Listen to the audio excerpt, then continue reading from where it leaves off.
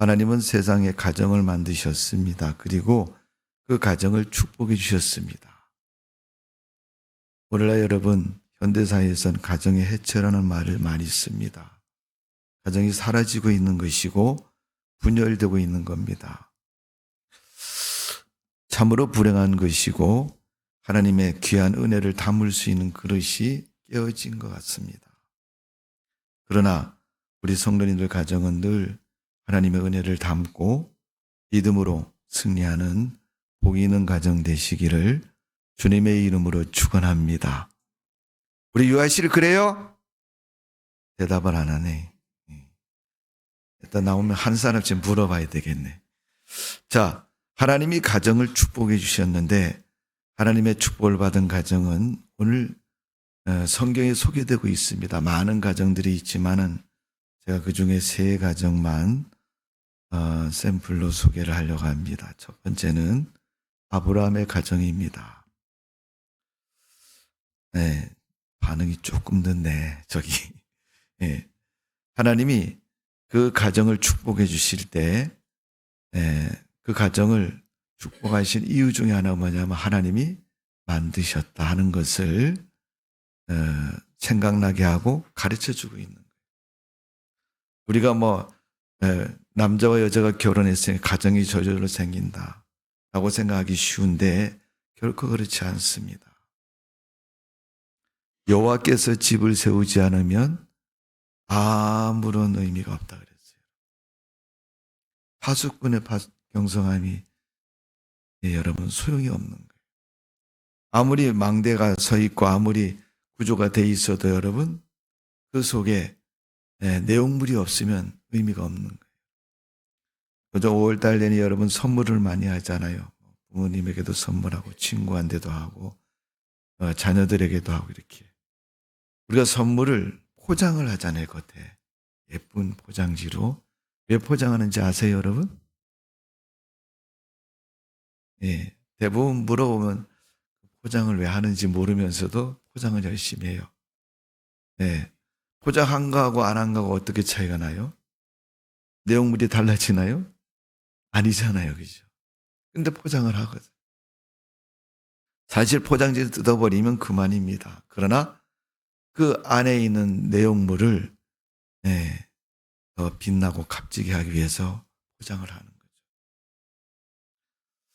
거죠. 가끔 과대 포장 이렇게 얘기를 하기도 합니다만은 하나님은 우리 가정을 만드시고 그 가정을 당신의 은혜와 말씀으로 포장해 주셨어요. 그러니까 그 안에 있는 내용물은 무엇이 들어있든 외부에 포장된 모습이 너무 아름다고 기쁘고 행복하기 때문에 당연히 안에도 어때요? 네, 그럴 것이다라고 생각하고 또 그렇게 되어져야 됩니다. 똑같은 물건도 여러분 사람들이 그러잖아요. 네, 누가 만들었느냐에 따라서 다르게 얘기를 하잖아요. 우리가 타고 다니는 자동차, 우리 한국에서 자동차 참 잘 만듭니다. 적어도 여러분 우리나라 차는 최소한 3년 정도는 아무런 고장 없이 아무런 문제 없이 타고 다닐 수 있을 정도로 참 잘 만들어요. 근데 과거에는 그렇지 못했습니다. 우리 한국산 이름을 짜고 거기다 메이드 인 코리아라고 붙여놔도 사람들이 보고 이거 한국산 별로 그렇게 인정해 주지 않았어요. 그러나 지금은 워낙 물건을 잘 만들기 때문에 거기다 한국 이름만 붙이면 여러분 잘 팔리는 거예요. 다른 나라에서 만들어도 한국 사람이 가서 기술자가 만들면 잘 만들었다고 인식하는 거예요. 그 안에 있는 내용물이 충실한 것처럼 우리 하나님은 가정이라는 복된 공동체를 만드시고 거기에 하나님의 이름도 두시고 하나님의 은혜도 두시고 하나님의 축복도 그 속에 두셨습니다. 그래서 가정이라는 포장지를 딱 뜯고 그 함을 열어보면 그 안에 있는 하나님이 주신 그 은혜는 참 세상에서 무엇과도 바꿀 수 없는 그런 귀한 것, 좋은 것으로 충만한 줄로 믿습니다. 그렇게 산 가정이 바로 아브라함의 가정이었습니다. 오늘 우리가 하나님의 크신 은혜가 얼마나 큰 것인가를 늘 생각하며 살아갈 때가 참 많습니다. 하나님께서 아브라함에게 어떤 축복을 주셨느냐? 제가 창세기 17장에 있는 말씀을 한번 읽어드릴게요. 구약성경 창세기 17장 6절에서 8절까지 말씀입니다. 아브라함에게 하나님이 하신 말씀이 이렇습니다.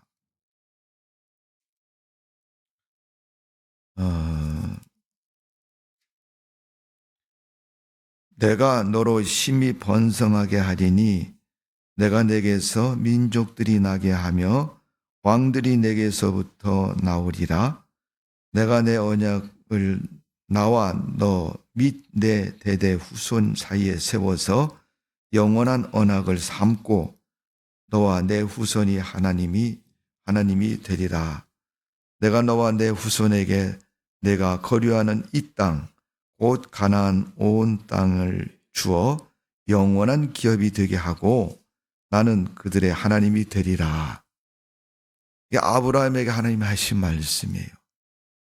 그 가정을 하나님이 기억하시고 그 가정을 축복하시고 약속한 겁니다. 이 세 가지 약속에는 첫 번째는 번성하게 한다는 거예요. 자손을 낳으면 여러분 자손이 병에 걸리지도 않고 잘 자라서 훌륭한 어른이 되고 땅의 주인이 되는 그러한 번성의 축복. 그 복을 주신다는 거예요. 그래서 그 번성의 축복에는 두 가지가 있습니다. 민족이 되게 하고 왕들이 나게 하겠다는 거예요. 왕은 지도자를 말하는 것이라면 민족은 다산을 말하는 거예요. 그러니까 여러분 많은 자녀를 두고 그 중에 왕이 나고 통치자가 나고 그 나라가 번영하고 잘 되는 복을 주신다는 거예요.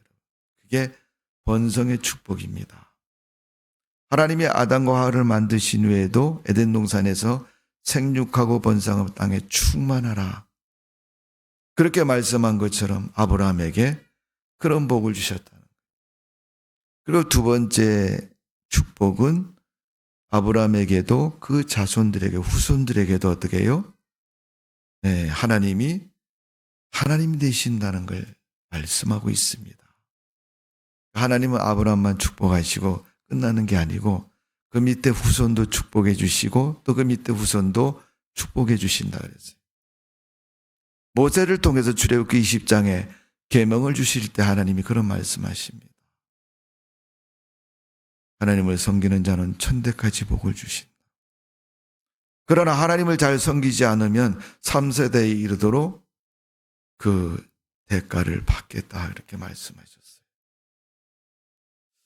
그러니까 여러분 자녀들이 여러분이 정말 잘 믿고 하나님의 복된 삶을 살았다면 당연히 축복의 삶을 살아갈 줄로 믿습니다. 그런 자녀들이 되어야 되죠. 아브라함에게 두 번째 하신 축복의 언약이 바로 그런 언약입니다. 세 번째 하나님이 아브라함에게 하신 것은 8절에 있는 것처럼 가나안 온 땅을 주어 영원한 기업이 되게 하고 그랬어요. 그 아브라함을 부르시고 그가 살도록 한 그 가나안 땅에 하나님이 영원한 땅이 되겠네요. 이 땅은 너한테 영원히 주겠다는 거예요. 사실 여러분 그 영원은 우리 인간의 시간으로 말하면 태어나서 죽을 때까지를 말하는 거예요. 어쩌면 여러분 사람들은 욕심이 있기 때문에 죽은 다음에도 영원이라고 하면 계속이라고 생각하지만 사실 여러분 죽은 다음에는 의미가 없잖아요. 내가 사놓은 땅 우리 아들이 팔아먹어서 딴 사람이 소유되면 내놓으라고 가서 얘기할 수 있어요 여러분? 못하잖아요 여러분.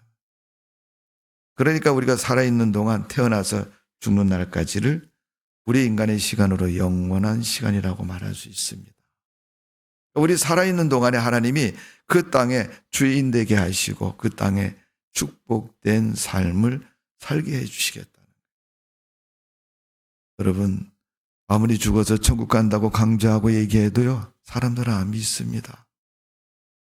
영혼의 중요성을 육신의 만족보다 못하게 여기기 때문에 내가 살아있는 동안 호의호식하고 누릴 복을 누려야 축복을 받았다고 얘기하지 않습니까? 하나님은 그 아브라함의 우리 인간의 마음을 아시기에 네가 살아있는 동안 이 땅에서 복을 받으리라. 그래서 그 아들 이삭이 블레셋 지경의 기근과 가문으로 해서 가서 머무는 동안 그가 파는 곳마다 우물이 나왔고 하나님의 복을 받게 됩니다. 하나님은 아브라함만 그 복을 주신 게 아니고 그 복을 그대로 그 후손들에게도 주시고 자녀들에게도 주셨습니다. 여러분 자녀들이 하나님의 그런 복을 누리는 복된 가정 되시기를 주님의 이름으로 축원합니다. 그 모습은 하나님을 계속 경외하고 하나님을 따를 때 그 복이 살아있는 것이고 되어지는 줄로 믿습니다. 아브라함이 가나안 땅에 데려온 조카 롯, 아브라함을 떠나는 순간부터 그는 망하기 시작합니다. 안 되기 시작하는 거예요. 예수 믿는 사람은 여러분 하나님 잘 믿으셔야 됩니다. 생각 속에 자기 마음 속에는 잘 믿었는데 왜 안 되냐고 생각이 되면 하나님 앞에 물어보세요. 하나님, 나 이렇게 믿었는데 맞습니까? 하나님 인정해 주십니까? 라고 물어보십시오. 하나님이 말씀하실 겁니다. 오늘 아브라함에게 하나님 말씀하신 것처럼 그 가나안 땅의 기업과 축복을 아브라함에게 허락해 주셨습니다. 아브라함의 순종은 놀랍습니다. 아들 이삭을 제물로 바치라 그러니까 아브라함은 그 이삭을 바칩니다. 자기보다 더 중요하게 여기고 아까웠던 그 아들 이삭을 번제로 드립니다. 그러니까 하나님께서 그 이삭을 드린 아브라함에게 네가 나를 정말로 사랑하는구나. 여러분, 남녀간에도 부부간에도 사랑이라는 게 인정되어질 때 기쁘고 행복한 거 아닙니까? 신앙도 여러분, 내가 하나님을 인정했으니까 하나님이 주신 은혜로 살아가면 행복하고 기쁜 겁니다. 교회를 다니고 신앙생활 하면서도 여러분 행복하고 기쁘지 않은 것은 하나님을 진정으로 사랑하지 않기 때문에 그렇습니다. 오늘 아브라함을 찾아오셔서 창세기 17장에 그 언약의 약속을 하시고 말씀하신 것처럼 여러분의 가정이 하나님의 그런 복으로 차고 넘치는 믿음의 가정 되시기를 주님의 이름으로 축원합니다. 아브라함의 가정이었습니다.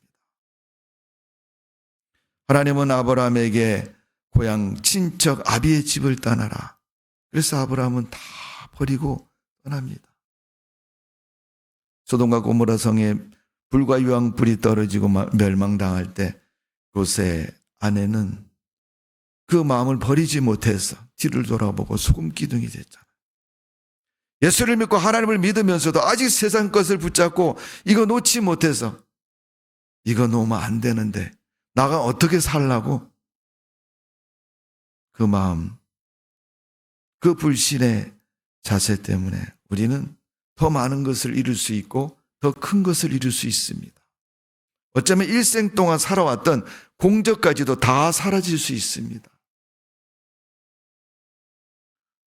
최근에 제가 들은 어떤 분 이야기인데 부모님들이 한국의 정치적인 역사적인 격동기를 지나면서 유공자의 가정이 됐는데 그 가정에서 믿음 생활을 지금까지 잘하고 하나님을 열심히 믿은 결과 하나님이 그 자녀들을 축복해 주시고 그의 인생길을 복된 인생길로 인도하신 노년이 참 행복하고 즐거운 인생이 된 거죠. 우리가 젊었을 때보다 여러분 노년이 더 행복한 삶이 돼야 더 인생이 기쁘고 즐거운 것입니다. 젊어서 힘 있을 때 기회가 있을 때 못된 짓 하고 나쁜 짓 하면 여러분 노년이 괴로워질 수밖에 없는 겁니다. 대부분 10대 아이들에게 물어보면요. 아이들이 그럽니다. 할아버지 할머니는 싫대. 왜 싫냐 그러면요. 제일 보편적이고 아무 생각 없이 대답하는 게 할아버지 할머니 냄새가 나서 싫어 이렇게 얘기를 해요. 여러분 왜 냄새가 나고 그렇습니까? 자기 관리가 안 되는 거죠, 여러분. 여러분 몰라서 안 됩니까? 귀찮아서 안 되는 거죠. 원래 여러분 자기 관리가 잘 되어지면 건강해지고 또 많은 사람들에게 좋은 이미지로 살아갈 수 있는 줄로 믿습니다. 그것처럼 여러분 아브라함이 자기 고향에서 살 때보다 하나님이 인도한 가나안 땅에 살아갈 때의 삶의 모습은 힘들고 어려운 삶이 많습니다. 왜? 기근으로 애굽까지 갔으니까 여러분 쉬운 삶은 아니었어요. 또 블레셋 지경에 갔으니까 여러분 쉬운 삶은 아닐 거예요. 그럼에도 하나님이 그를 복의 근원 믿음의 조상으로 쓰신 것처럼 그가 믿음으로 살았기 때문에 믿음의 조상이라는 말을 듣고 복의 근원이라는 말을 듣지 않습니까? 우리도 하나님 앞에서 그런 믿음의 삶을 살아가는 성도가 되어져야 될 줄로 믿습니다. 오늘도 믿음 붙잡고 믿음으로 승리하시고 인정받는 신앙의 삶 되시기를 주님의 이름으로 축원합니다. 그래서 진정으로 복된 그런 삶이 되시기를 주님의 이름으로 축원합니다. 그래서 아브라함이 믿는 그 하나님, 가정의 축복을 통해서 하나님이 어떤 분인가를 증거하고 보여주고 있는 거예요. 여러분의 믿음이 하나님을 세상에 보이는 가장 첫 번째 순서입니다. 맨날 그릇 집어 던지고 쌈박질하는 사람은요, 예수를 믿든 안 믿든 사람들이 손가락질하고 욕하는 거예요. 저놈 뭐 집구석 언제 조용해질라나. 특별히 요즘 아파트 주거 지역이 많잖아요, 그죠? 예, 지금도 밑에서 뭐 하나님하고 상관없이 사는 골프 치는 정신이 없는데 맨날 쿵쿵쿵 소리가 나는 것처럼 위층에서 뛰어다니면 저놈의 집 이사도 안 가나. 나중에 얘기하다가 여러분 밑에 사는 사람이 지쳐가고 그러는 거예요. 언제 이사 가요? 그랬더니 우스운 얘기지만 그 말하고 나서 한 달 뒤에 그 사람들이 다 죽었대요. 그래갖고 이사 가게 됐다는 겁니다. 사실인지 아닌지 확인되지 않은 얘기입니다. 어쨌든 우리가 살아가는 행복하고 좋은 인생에는 그만큼 우리가 잘 믿음 안에서 정제된 삶을 살아갈 때 그렇게 인정받는 겁니다. 낯선 땅인 가나안 땅에 와서 사는 아브라함이 그 주변에 있는 사람들에게 하나님의 복을 받은 사람이고 하나님의 축복자라는 것을 나타냈던 것처럼 내가 하나님을 믿으니 하나님만 잘 믿어도 나를 통해서 하나님의 놀라운 역사를 이루신다는 사실을 다시 한번 기억하시고 그런 축복이 있기를 주님의 이름으로 축원합니다. 두 번째는 롯의 가정입니다. 룻기서에 보면 룻의 가정을 보면 우리가 알다시피 엘리멜렉이라는 베들레헴 사람이 아들 둘 데리고 부인하고 모압이라는 땅으로 이사를 갑니다. 그때의 성경적인 기록을 보면 베들레헴의 기근으로 살기가 어려워졌다. 경기가 불경기가 된 거예요. 취직도 안 되고 뭐 장사도 안 되고 뭐도 안 되니까 이제 듣기는 저 모압에 가면 거기는 아직 살만하고 괜찮다는 소리를 듣고 거기 가면 일자리가 있을 것이고 부유하게 살 것이라는 생각을 가지고 이사를 갑니다. 그런데 알 수 없는 일이 벌어지죠. 거기 가서 엘리멜렉이 죽게 되고 아들도 둘 다 죽게 됩니다. 그러는 가운데 아들들을 결혼시켰는데 자기 아들들이 죽으니까 어머니 나오미가 이제 고향으로 돌아가야지 여기서 살 수 없다라고 판단을 하고 돌아가는 과정에서 며느리들에게 너희 집으로 돌아가라. 그렇게 해서 가도록 권합니다. 그런데 두 며느리 중에 룻은 나는 어머니 따라갈래요. 그러면서 어머니를 택했고 어머니와 함께 베들레헴으로 돌아옵니다. 결국 베들레헴에 와서 이삭을 줍는 일을 해서 부모를 공경하고 삶을 살아야 되는데 거기서 여러분 보아스라는 좋은 사람을 만나게 되고 또 그로 인해서 결혼을 하고 아이를 낳았는데 그 아이가 다윗의 조상이 됩니다. 그러니까 다윗이 그 룻의 후손으로 태어나는 거예요. 룻은 모압 여인입니다. 유대인이 아닙니다. 그럼에도 하나님은 룻을 통해서 그리스도가 이 땅에 오시는 그 계보를 만드시고 이루신 것을 볼 수가 있습니다. 오늘 룻기서에 있는 말씀처럼 룻기서 1장 8절 9절의 말씀을 보면 룻이 이런 말을 합니다. 제가 읽어드릴게요. 나오미가 두 며느리에게 이르되 너희는 각각 너희 어머니 집으로 돌아가라. 너희가 죽은 자들과 나를 선대하는 것 같이 여호와께서 너희를 선대하시기를 원하며 시어머니가 며느리들을 축복해 주고 가라고 얘기하는 거죠. 9절입니다. 여호와께서 너희에게 허락하사 각기 남편의 집에서 위로를 받게 하시기를 원하노라 하고 그들에게 입맞춤에 그들이 소리 높여 울며 나오미는 그 며느리들에게 가라고 말하는 거죠. 네. 그때 큰 며느리인 룻이 13절에 보면 너희가 어찌 그들을 자라기를 기다리게 했으며 어찌 남편이 없이 지내고 결심하느냐 내 딸들아 그렇지 아니하니라 여호와의 손이 너를 치셨으므로 나는 너로 말미암아 더욱 마음이 아프도다 하매 시어머니가 가라고 매정하게 떠맹견서 하는 얘기가 너희들이 시집을 잘못 왔다. 우리 아들들이 죽으니까 같이 살고 행복하게 돼야 되는데 먼저 죽었으니까 너희가 불행하게 됐다. 그 모습을 여호와께서 치셨다. 사실은 여러분 믿음을 떠난 베들레헴을 떠난 나오미에게 과실이 더 크죠. 그러나 그 과실이 큰 집으로 시집 왔던 그 여인들이 불행하게 된 겁니다. 그래서 가라고 말했더니 15절에 보니까 작은 며느리는 가고 큰 며느리 룻이 어머니에게 이렇게 말합니다. 17절에 보면 어머니께서 죽으시는 곳에 나도 죽어 그곳에 묻힐 것이라 만일 내가 죽는 일 외에 어머니를 떠나면 어머니 여호와께서 내게 벌을 내리시고 더 내리시기를 원하나이다 하는지라. 아멘. 이건 이방 여인 룻이 시어머니 나오미에게 말하는 거예요. 이 내용은 무슨 얘기예요? 죽는 일 외에는 어머니를 떠나지 않겠다. 여러분 예수를 믿든 안 믿든 부모를 공경하는 것은 자식의 도리고 자녀들의 의무처럼 생각해야 됩니다. 룻기서에도 보면 그 사상이 명확히 나오잖아요. 유대인이 아닌 이방 여인도 부모를 공경하는 것은 그들도 알고 있고 그들도 하고 있는 거예요. 그런데 오늘날 여러분 우리가 살고 있는 사회를 보십시오. 부모가 자식에게도 잘해야 되지만 자녀들도 부모에게도 잘해야 됩니다.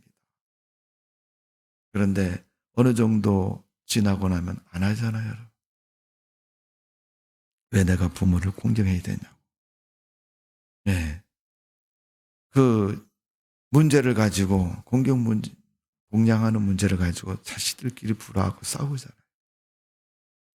그리고 부모가 가진 재산을 나눌 때는 똑같이 나눠야 된다고 얘기해요. 여러분 나라의 제도권에서 그런 말을 하지 않습니까 요즘? 네. 살고 있는 집을 담보로 해서 주택연금을 신청하고 받는 사람들이 많아졌다고. 노년에 여러분 일할 수 없고 직장에 취직할 수 없는 그런 노년이 되면 누가 주는 돈으로 먹고 살아야 되는데 나라에서 주는 돈은 한계가 있으니까 자기가 사는 집을 담보로 해서 매월 얼마씩 생활비를 쓰고 나중에 돌아가시면 그 집을 잘 처분해서 쓴 부분을 제하고 나머지 부분은 자녀들에게 유산으로 주는 그런 제도를 갖고 있지 않습니까, 여러분? 이 복량이라는 문제가 단순히 돈 문제만은 아니죠. 왜냐하면 그 부모의 비율을 맞춰야 되니까. 여러분, 사람이 나이를 먹으면 두 가지 현상이 뚜렷하게 나타나요. 첫 번째는 고집이 세진다는 거예요. 그 이유는 살아온 경험 때문에 그렇게 되는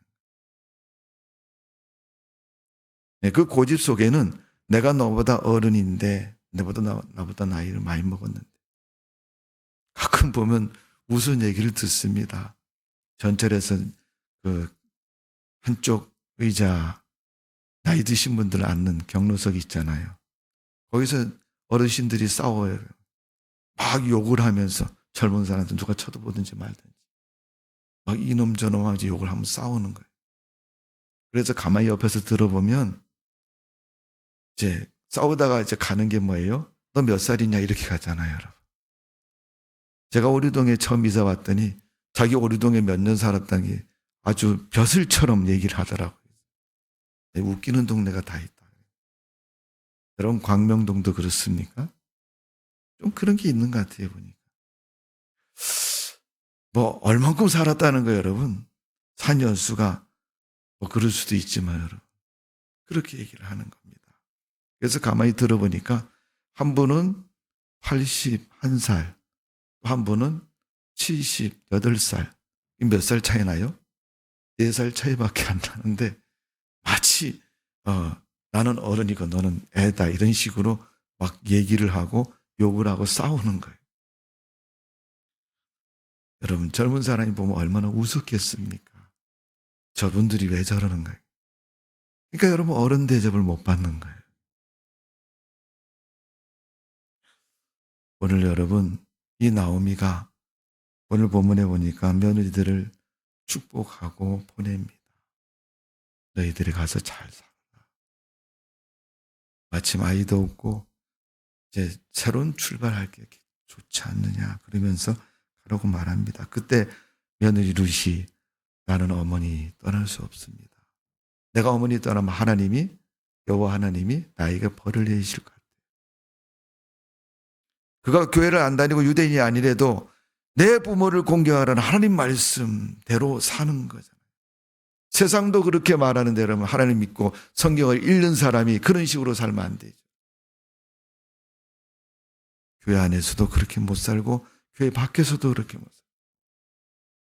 그러니까 세상 사람들이 같이 앉아서 맞장구 치며 얘기하지만 속으로는 너네 교회 네가 하는 꼴을 보니까 너네 교회 알만하다 이런 식으로 속으로 얘기하고 있는데도 거기다 대고 흉이나 보고 앉아있고 뭐 재수 없니 교회 갔더니 뭐 어쩌고 저쩌고 이런 소리나 하고 다녀보세요.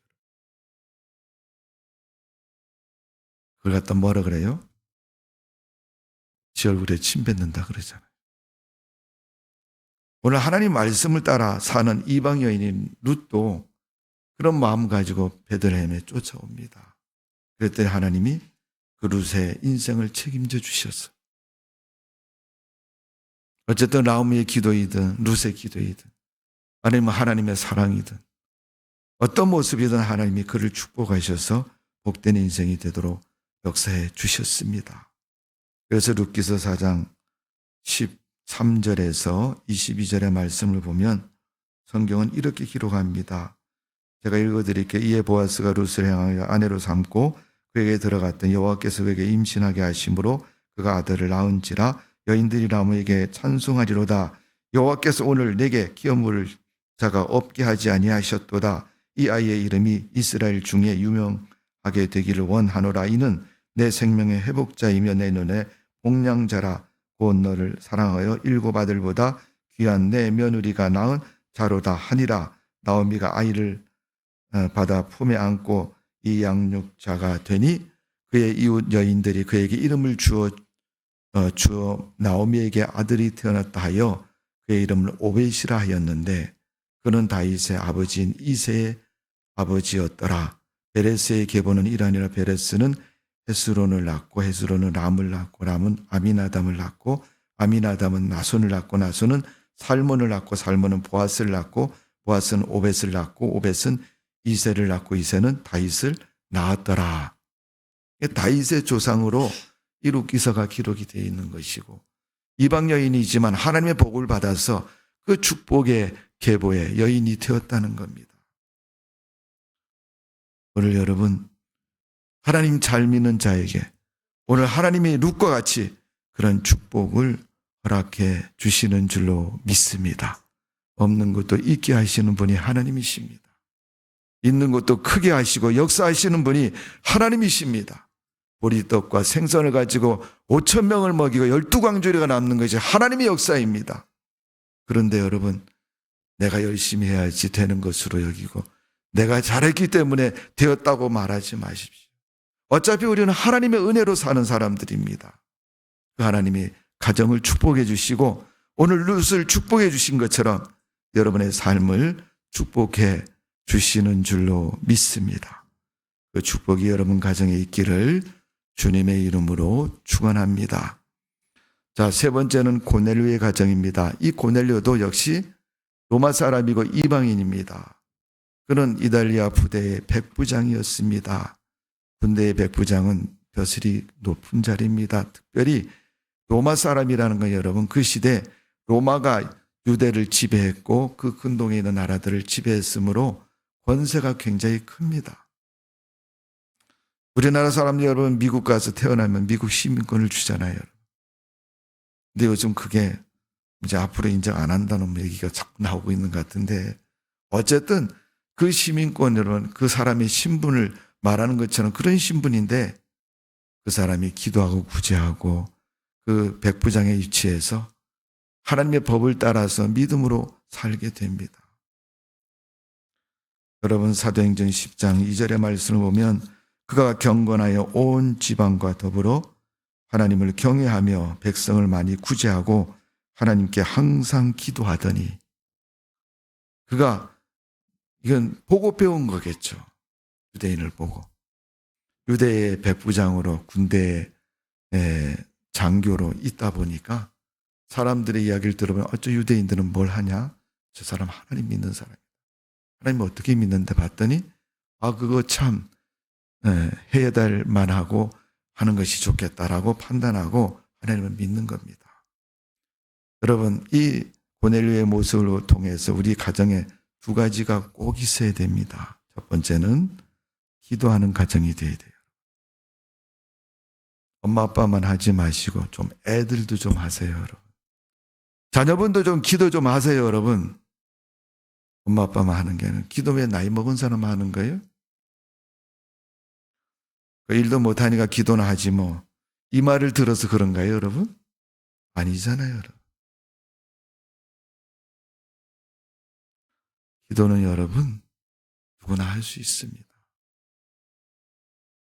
우리 아들 이성재 집사가 1살 때 말을 배우고 꽤 말을 잘했는데 부흥회 때 은혜를 받았는데 엄마랑 같이 방언을 했는데 말을 싹 다 잊어버려요. 5살 될 때까지 말을 잘 못해. 쟤는 1살 때 방언을 한 나이에요. 여러분 기도하는 자에게 하나님의 그런 은혜와 역사가 있는 줄로 믿습니다.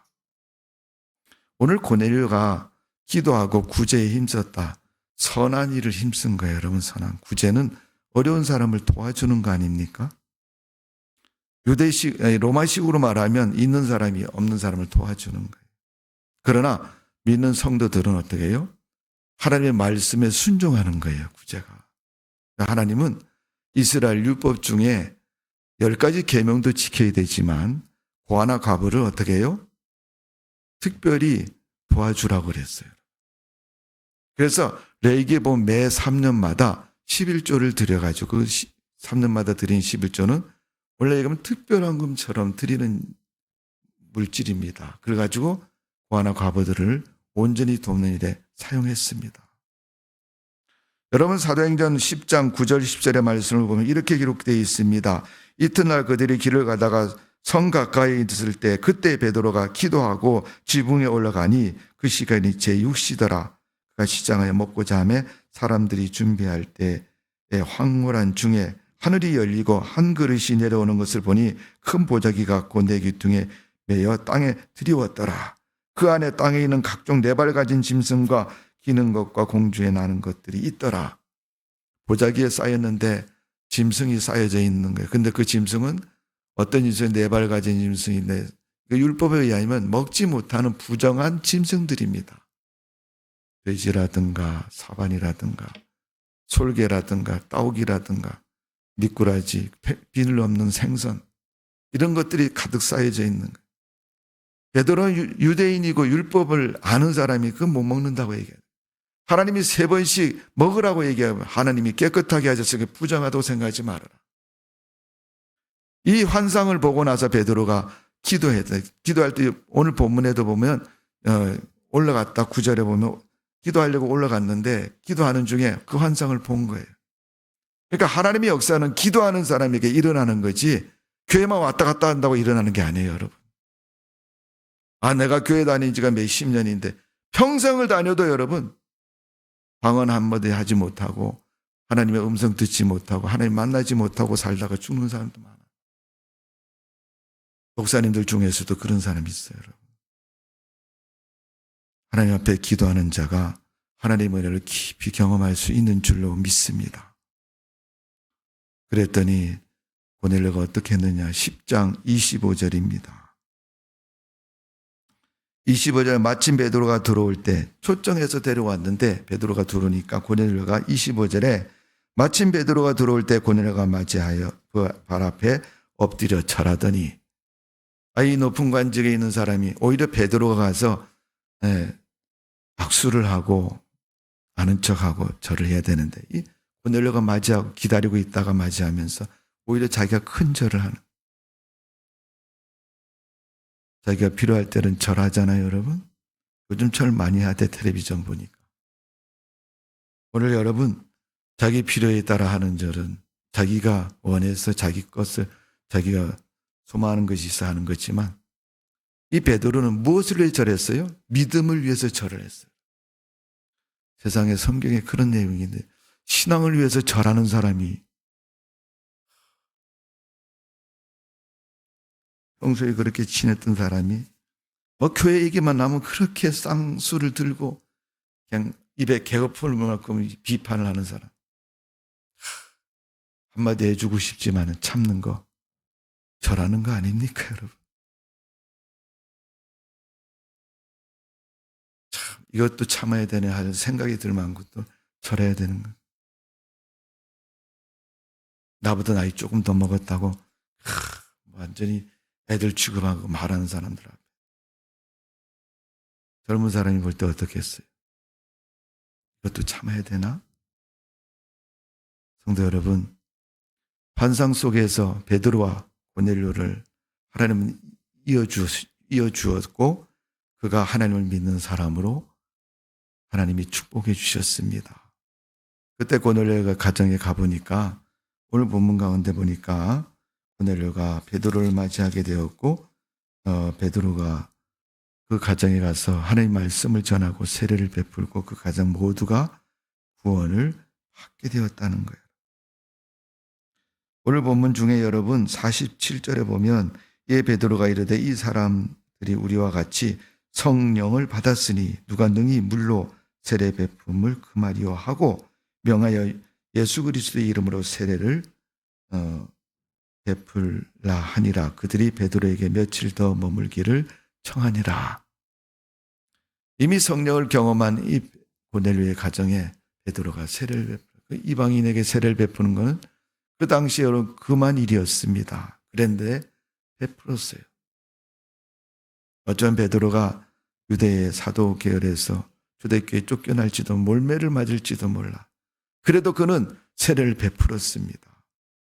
성도 여러분, 유대인의 계명과 율법 때문에 행하는 게 아니라 이방인의 성령의 부르심, 하나님의 은혜로 말미암아 구원받는 고넬료의 가정을 봅니다.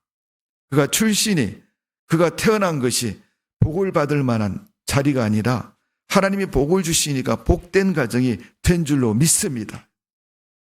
여러분 가정도 하나님이 그런 복을 주셔서 하나님 믿고 복받는 가정 되시기를 주님의 이름으로 축원합니다. 여러분 우리 교회 이름이 뭐예요? 예일교회잖아요. 예일교회가 무슨 뜻이에요? 아무도 모르세요? 우리 원로 목사님 아시나? 원로 목사님 나한테 가르쳐 줬는데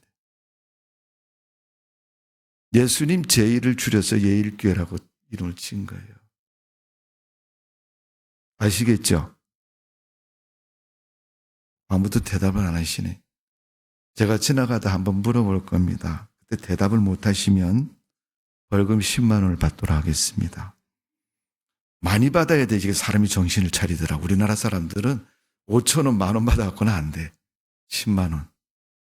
또 너무하면 100만 원 내세요. 그러면요. 목사님 장난치세요? 이렇게 물어본다. 예수님 제일이 예일교회입니다. 예수님이 제일이라는데 여러분, 예수님이 여러분에게 여러분 인생의 몇 번째입니까? 제일이 맞아요? 신앙생활 정말 잘해야 됩니다, 여러분. 교회 이름은 예일이라고 지어놓고 예수님 제일로 안 하면 여러분 거짓말 치는 겁니다. 하나님이 그 이름대로 그 신분대로 살아가는 자에게 축복해 주시는 줄로 믿습니다. 예수님 중심이고 예수님 제일인데 기도도 안 해, 예배도 안 드려, 전도도 안 해, 하나님 일 하려고 그러면 쏙 빠져갖고 안 해. 그러면 언제 제일이 돼요, 여러분? 오늘 우리가 이름에 맞도록 좀 살아보십시오. 여러분 다 이름 갖고 있잖아요. 옛날에 어른들이 그냥 이름을 잘 짓는 거는 이름이 너무 부담될까 봐 그렇게 안 지시고 그냥 편안하고 좋은 이름만 다 지어가지고 아무것도 안 하고 먹고 사는 이름이 되라고 그렇게 이름을 짓는데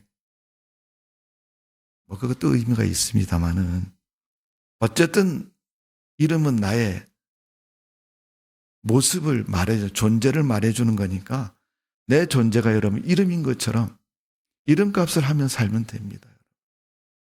그리스도인은 그리스도인답게 살면 되고 하나님 믿는 사람 믿는 가정답게 살면 됩니다.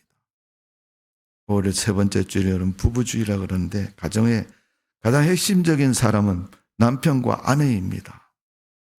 성전 기둥에 솔로몬이 지은 성전에 두 기둥, 보아스 이야기인 두 기둥이 있는 것처럼 가정에 여러분 남편과 아내의 기둥, 이 기둥이 그 가정을 복되게 해 주시는 줄로 믿습니다. 그 기둥에 구리를 입히고 포도송이를 아로 새긴 것처럼 하나님의 은혜가 하나님을 향한 믿음이 변함없이 그 성도 남편과 아내 위에 넘칠 때 그 가정이 하나님이 축복하시는 복된 가정 되어질 줄로 믿습니다. 기도하겠습니다. 아버지 하나님, 우리를 사랑하신 주님 앞에 감사를 드립니다. 가정의 남편과 아내는 가장 큰 기둥이고 행복을 불러오는 축복된 자리입니다. 남편은 남편으로 아내는 아내로서 하나님의 복을 불러오는 믿음의 이름 될 수 있도록 하나님이 축복하여 주옵소서. 아브라함이 룻이 고넬료가 하나님의 복을 받고 구원받은 자로 하나님의 은혜를 누렸던 것처럼 우리 성도님들 가정도 그런 축복된 삶을 이룰 수 있도록 은총을 내려 주옵소서. 예수님의 이름으로 기도하옵나이다. 아멘.